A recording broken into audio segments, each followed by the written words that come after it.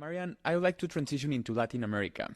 Okay. Latin America is facing a tremendous social, economic, and and pretty much holistic challenges that have been translated into individuals making one of the toughest decisions anyone could have ever make and march towards the American border, putting themselves and their families at risk. What would be the foreign policy agenda of your administration when it comes to Latin America and immigration as a whole?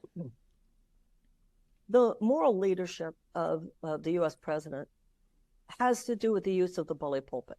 One of the first things I want to do is make more Americans aware of what you just said. What is happening that would make someone walk across the Darien Gap with children? So the first thing is to really counter this false narrative and make the average American understand the horror, the violence that people are seeking to escape. Think how terrible things would have to be for you to be willing to go across a desert, to go across some of the most inhospitable landscapes on the planet, in hopes of becoming a busboy. Yeah. In hopes, I mean, think about that. I have met people who traveled here and are staying at a rescue mission on Skid Row in Los Angeles, and still that's better than where they walked from. Wow. There is some hope. Okay, that's the first thing people have to realize, that the main crisis at the border is not, oh, they're all coming in. The main crisis at the border is the humanitarian crisis that these people are experiencing. They were traumatized, which is why they came here. In my administration, they will not be re-traumatized at the border. Now, secondly, what American people need to understand, not only are they escaping horrors, but in many ways, over the last few decades, U.S. foreign policy in Latin America contributed to the destabilizing factors that gave so much power to the drug cartels. I want to be a president that, with wisdom and compassion, helps America course correct. And this will not happen unless and until we're willing to look in the mirror. And there is much in Latin America. With this, Americans grow up thinking, well, we always stand with the good guys.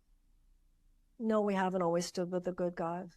And particularly in Latin America, we haven't always stood for the good guys. We stood for whoever we thought, in too many times with a very short-sighted perspective, would help us. And sometimes we were actually supporting the bad guys, even to the point of coups against the good guys. So everybody needs to grow up and get much more sophisticated and mature. Now, these people are here. And unless you are descended from enslaved people, or you are descended from indigenous Native Americans, who the heck do you think your ancestors were?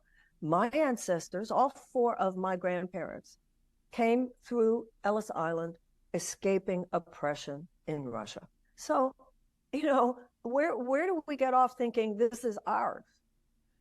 This is a land which the higher ideal of America is given me a huddled masses yearning to be free.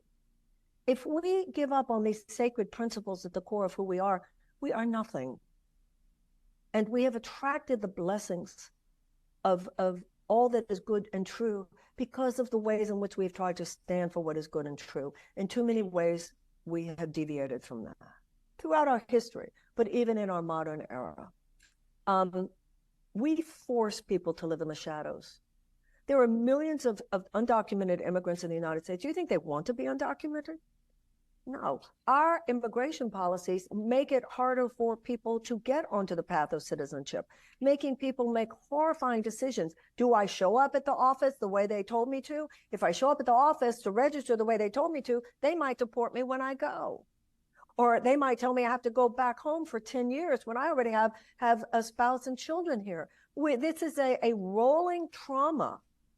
The bad guys are us in too many cases with our immigration policies. Now, are there some bad people trying to get through the border? Absolutely. And there's some bad people who lived here, and should we be on it in terms of violence and criminal elements? Of course we should. But what we are doing right now is not working.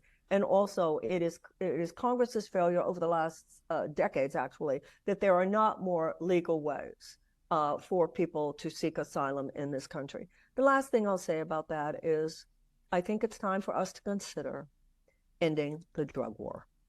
It is not happening. It is not working. And I think there are too many ways the United States has to face certain things. It's not working. I'm sorry, it's not working. It will not solve all the problems, but I think that ending the drug war, decriminalizing drugs in the United States would undercut the drug cartels more than we might think. This is the one area, interestingly enough, contrary to the way many people see, this is one area where I say, let the private sector handle it. Wow. Marianne, Regulated. yeah. Switching the conversation, the immigration conversation, to a humanitarian crisis, one which I 100% subscribe to, rather than one that we're being invaded, would change drastically how we address this challenge. And that's the traditional American view of immigration. This mean-spirited narrative that has taken hold of us over the last few decades is morally criminal. Yeah. And